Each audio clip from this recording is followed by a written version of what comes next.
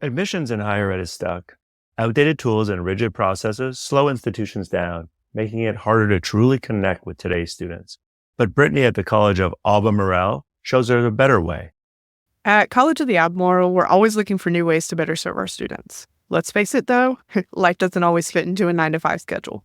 That's why we've been so excited about the AI tools we get to use through our CRM, Element 451. This makes connecting to COA easier than ever. We're working on Bolt AI Assistance, Bolt Discovery, and these are tools designed to give students access to COA resources and information anytime, day or night. Got a question about admissions? Need help exploring programs? Looking for resources? These tools are like having COA staff at your fingertips, ready to help whenever it's convenient for you. Your prospective students get the information they need when they need it, and your team saves time. Visit element451.com to see how AI can help you simplify your admissions process to stay focused on what really matters, your students. I keep a running list of students who they've really had a good experience. They exemplified some facet of, the UIndy mission and wanting to be at UIndy. And then once they're established here, I won't, reach out to them and jump on them maybe during their first semester. But after they're a bit more established here, reach out to them and say, hey, I was your admissions counselor last semester or semester before. Your experience really spoke to me, and I think it could benefit others who are looking at UIndy as an option. And then just put it out there. Would you be interested in being on a student panel, coming with me to an event, whatever that looks like?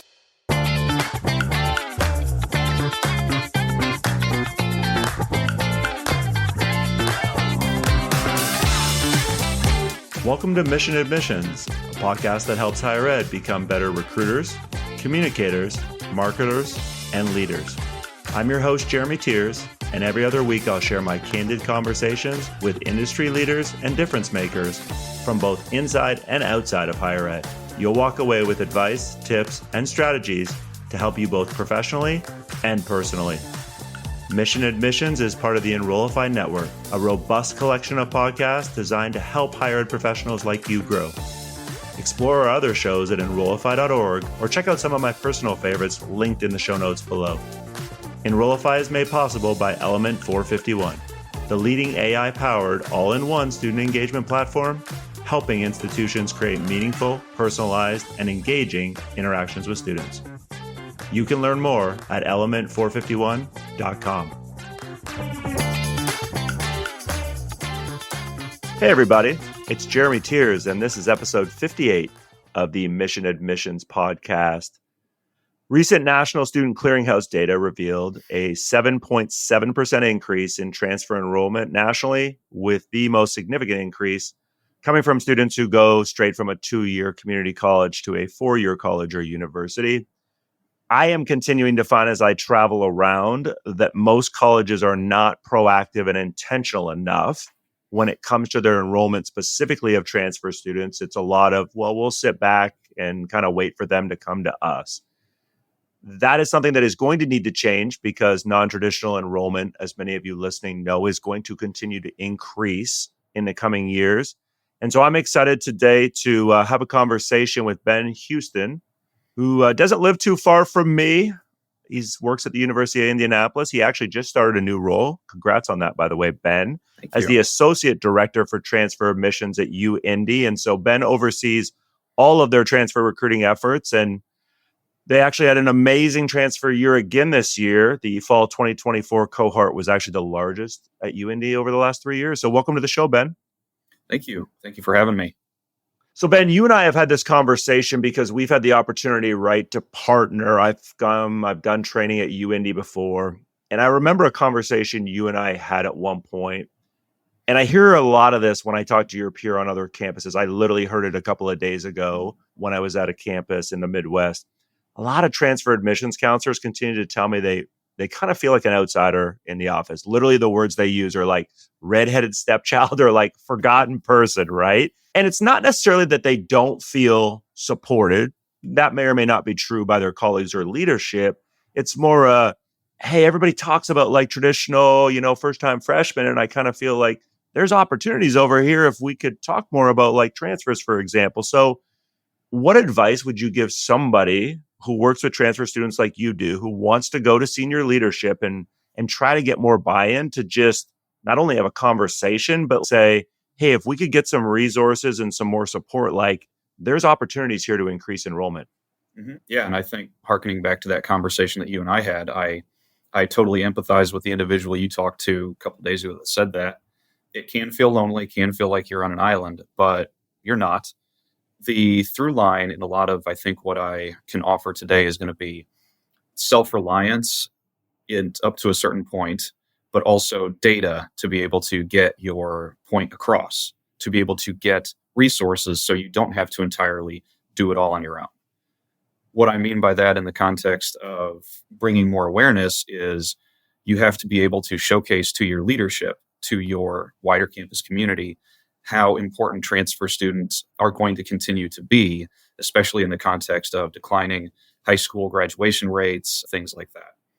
So first and foremost, you need to be able to pull data in terms of here is what the scene looks like nationally. As you talked about at the intro, the increase in the number of students choosing to go to community college first and then choosing to transfer on.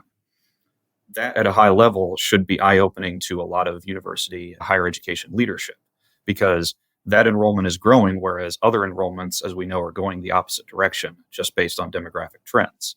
So that right there presents an opportunity to say, this is a growing population that we can tap into.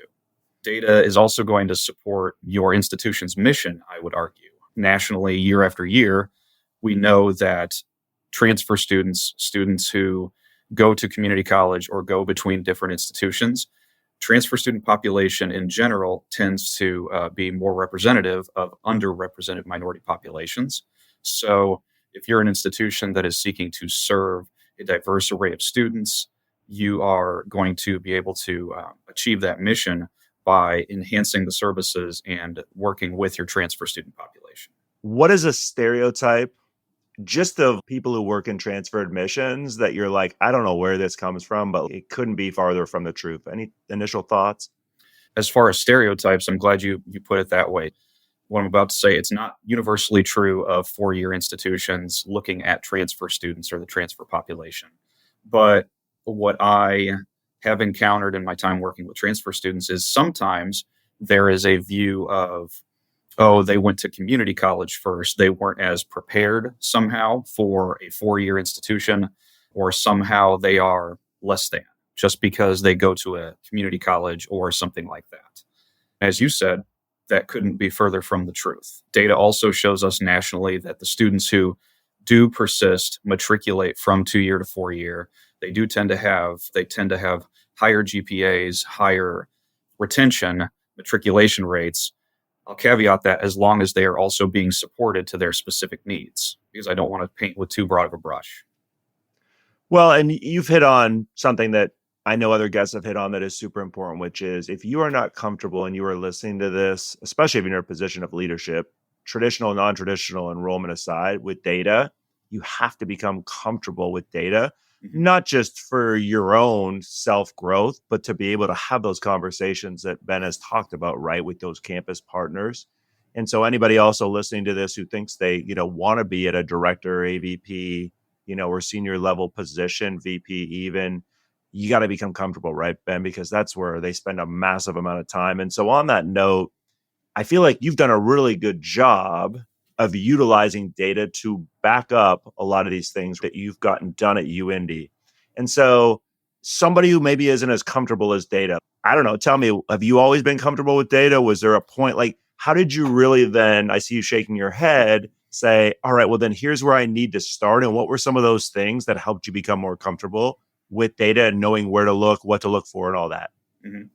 And yeah, I'm still, acclimating myself to various degrees of data, but it's higher ed enrollment in general. So we all have to have that knowledge and know-how there.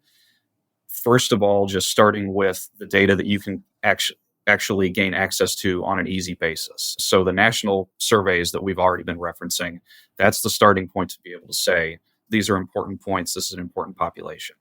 But then if you are working in the admissions office, you should, I would assume, have access to your own internal data through your CRM, student records, registrar, internal research. If you are an individual who is looking to expand your transfer population or start doing more with that, go to any of those offices, see if you segment out your students by student type, first year, freshman, transfer, non-traditional, whatever you categorize them as, you need to get the lay of the land immediately to know where you're starting from. Okay, where are these transfer students coming from? Are they coming from 2 years near 2-year schools? Are we more of a lateral 4-year to 4-year transfer school? What are the themes in terms of majors? Are you seeing a high cluster of arts and sciences majors? Well, maybe that presents an opportunity to do more to bolster that already strong population of transfer students and see what's working for that population to assess for other majors. So taking from the nationally external sources, combine that as a starting point with what you can do on your own internally. All right. There's all kinds of things and ideas I'm sure that anybody listening to this has. How do you figure out what are the right ones, not only for your transfer population, but like, okay, I don't have an unlimited, budget here. How do I decide? Some of the things, obviously, I want the audience to know that you all have done there between guaranteed admissions, a lot of pre-admission advising, live virtual transfer events. Mm-hmm. Those are just a few of them. But like, how did you decide how to prioritize what made the most sense in terms of these initiatives you wanted to look at it getting done? Yeah. To be perfectly honest, right from the get-go, a lot of it was looking around at what we did or did not have in place at the time, which wasn't a lot. We were operating with a very not proactive recruiting for transfer kind of cherry on top mentality, like a lot of schools have in that regard. So really, I looked around at what we didn't have, and I also looked at what other schools near us were doing, tried to find some examples within our market of what other competitors were doing with their transfer students, because I know there are several strong institutions in that area nearby. Certainly different size to us, different factors of comparison, but examining your own current policies for transfer credit, for transfer admissions, and seeing if you have any sort of articulation agreement majors in place with community colleges near you, if you have those. Those are things that if you don't have them, initiate the conversation. Look at when those were last updated, because frequently a simple policy can be a huge barrier to a student in terms of whether or not their credit's going to transfer, whether or not their credits will even be accepted or looked at, things like that. So control what you can control right from the start, but also don't be afraid to look around to see this is working for them. We're not the same, but I think we can tweak this a little bit. That's where a lot of our initial projects came from. One of the things I also know that you have done or expanded on maybe is the right word and capitalized on more are these community college partnerships you have, right?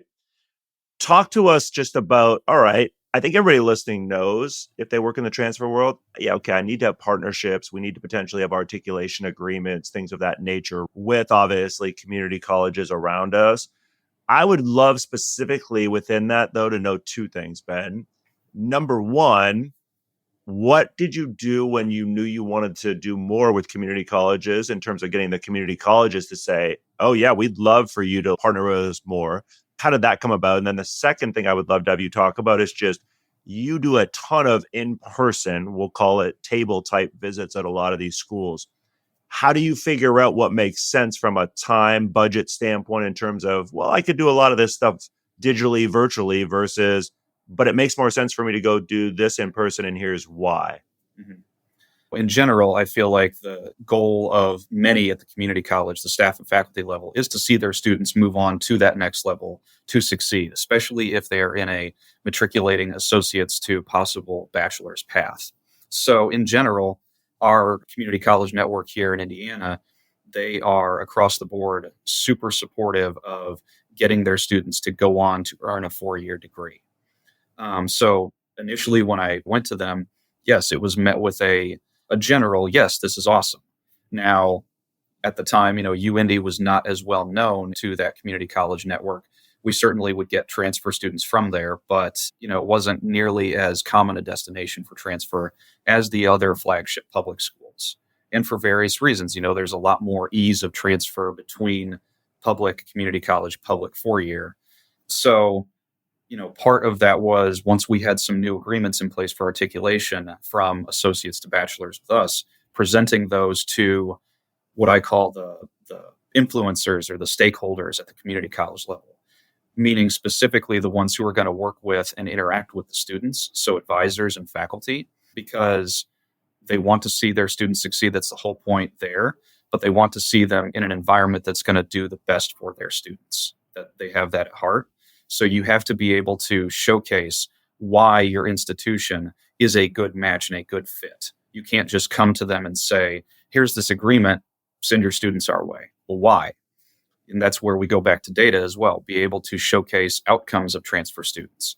Have your transfer students tell the story. If you've got an alumni of a community college who was successful at your institution, I have done that. I've brought them back to speak to classes, to speak to the advisors, because then you start to get that gradual buy-in from those individuals who will start to say, here's an institution that we have a pathway for that is in your major.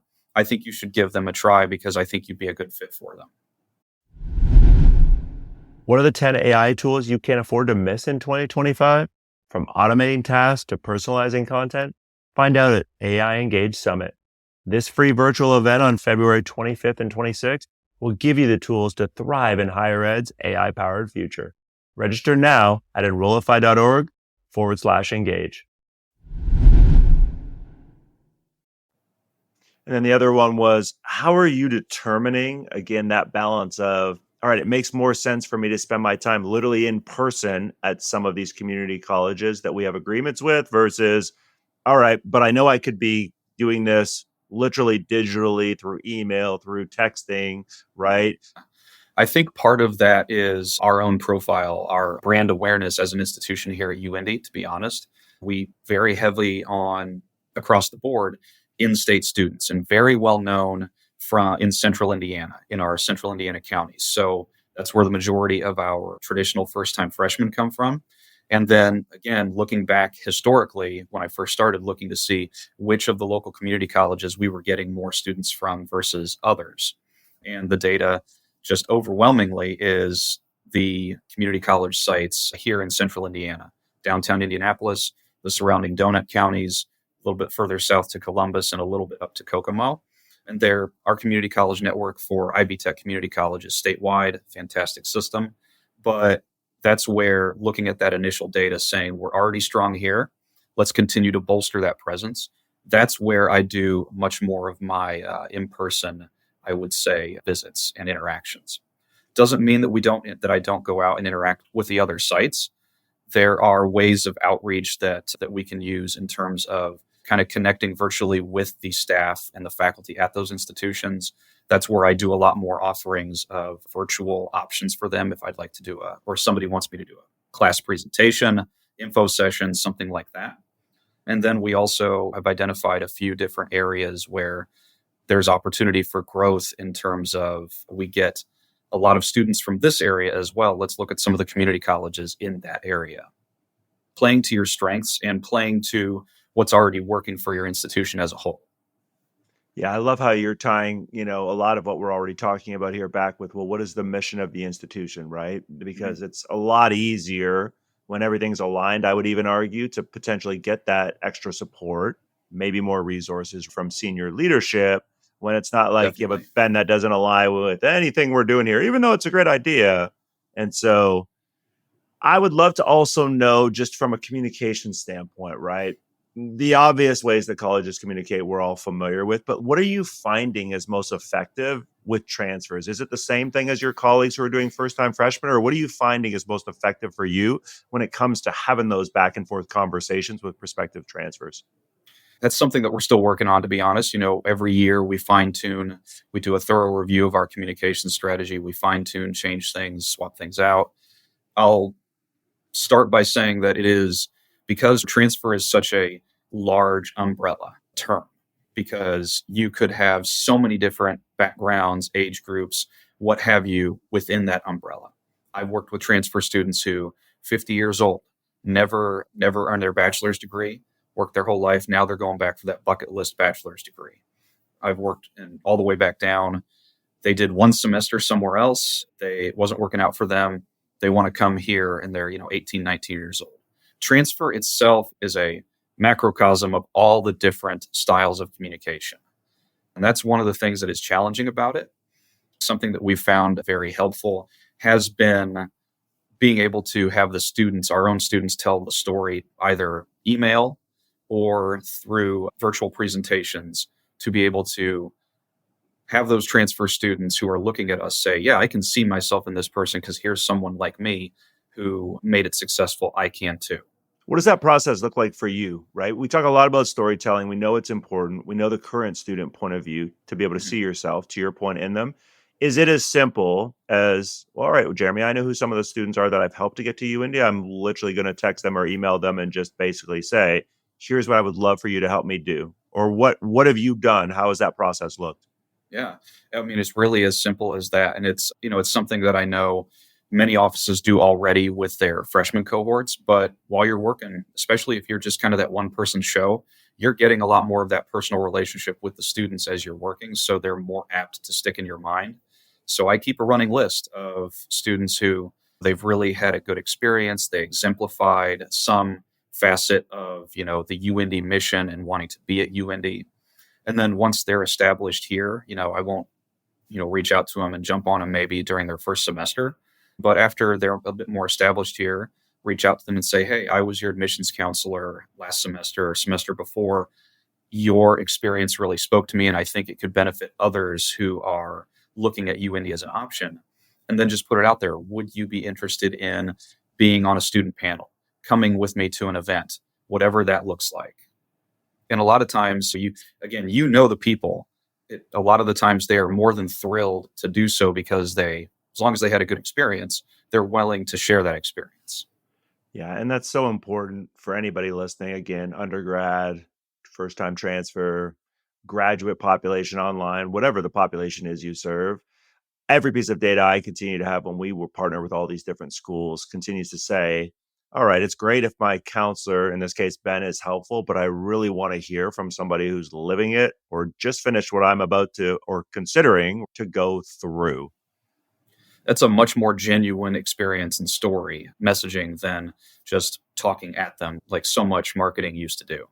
I even sometimes will prompt in my student panels, the current students that I'm using, be like, okay, kind of to flip, because we always focus on the positives of things. And I flip the script a little bit and say, okay, what's something you had to adjust to coming here?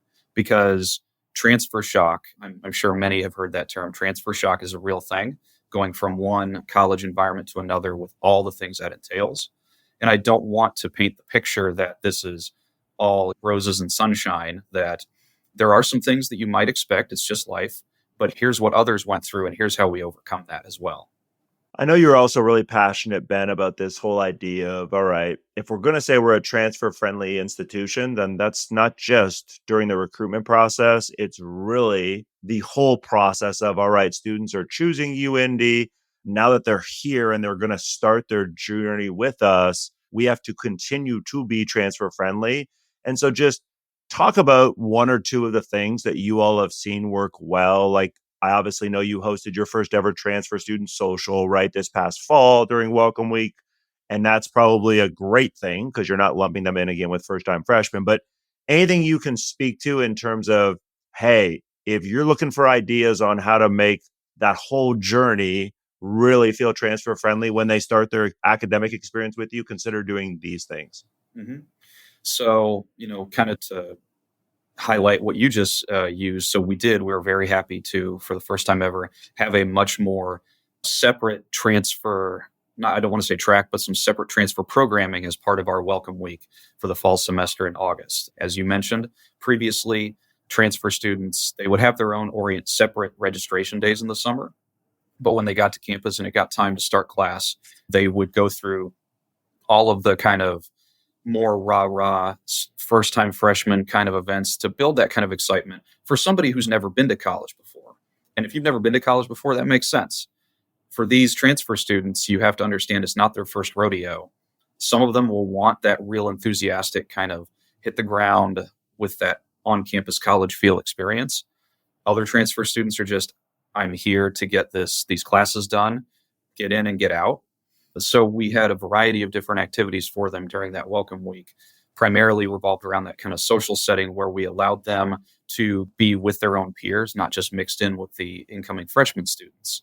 Because the transfer students tend to be a little bit older. They have different life experiences than the first year freshmen. So we wanted to give them a safe space where they could be amongst individuals that looked like each other and had similar experiences that way. And we got very good responses and reviews on that.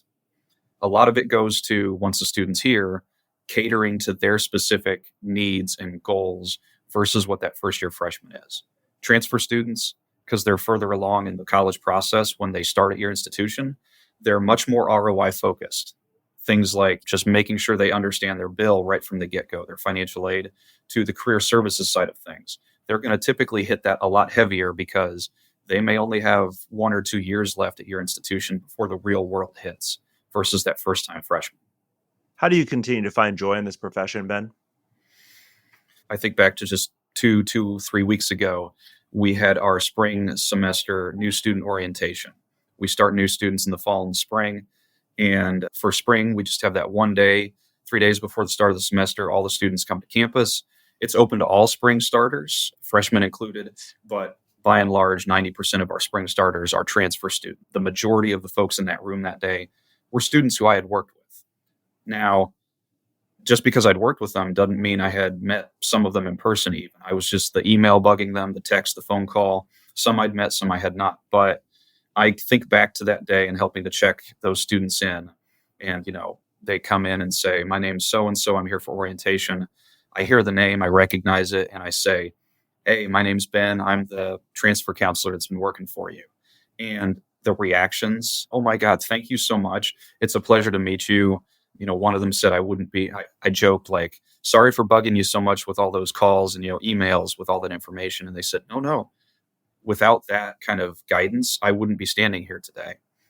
That's the kind of thing that embodies where I find joy and continue to find joy and fulfillment in this career. I end every episode, Ben, with something I call fun rapid fire. So I'm going to give you a handful of things, and I just want to get some feedback from you on each one, okay? Okay. All right, I know you're a runner, so what marathon or race would you love to do that you haven't done? Oh, man. First one that comes to your brain. There's some races out in Yosemite Valley in California. I've been to Yosemite as a hiker, camping, all that, but to be able to run through there as well for a race, that would be just stupendous, the scenery. You're a Manchester University grad. Bigger rival, Anderson or Franklin? Depends on the sport. Anderson is football, the bronze ball. I was a cross country and track, at Manchester, and they were both very strong in both of those sports. So it's hard for me to say. I would probably tip it more to Franklin if we're looking at all sports, though. Song that you've been listening to a lot lately? Gosh. Probably I've had Dark Side of the Moon by Pink Floyd on repeat as a whole, that whole album. I'm a huge Pink Floyd fan. That's one of my comfort albums, and I feel like I've had that on repeat the past week. Favorite podcast you listen to? So I primarily listen to horror fiction and sci-fi fiction podcasts, to be honest with you. Also some history and, higher ed ones. But my favorite is going to be kind of a horror podcast, Old Gods of Appalachia. Best concert you've ever been to? I've been to Tool several times in Indianapolis, Nashville, and a few other places. And I said I'm a big Pink Floyd fan. I feel like Tool is kind of a cross between Pink Floyd and Metallica. And they put on a heck of a show. Last one. How would your parents describe what you do, Ben? That one, I think, threw me for the biggest of a loop, Jeremy. Thanks on that. I build relationships with students and families, and it helps students to be successful through those relationships. I always like that one, right? Because I think not every parent would describe it the same way. And, my daughter asked me the other day, like, Dad, one of my friends asked me what you do, and I didn't know how to explain it.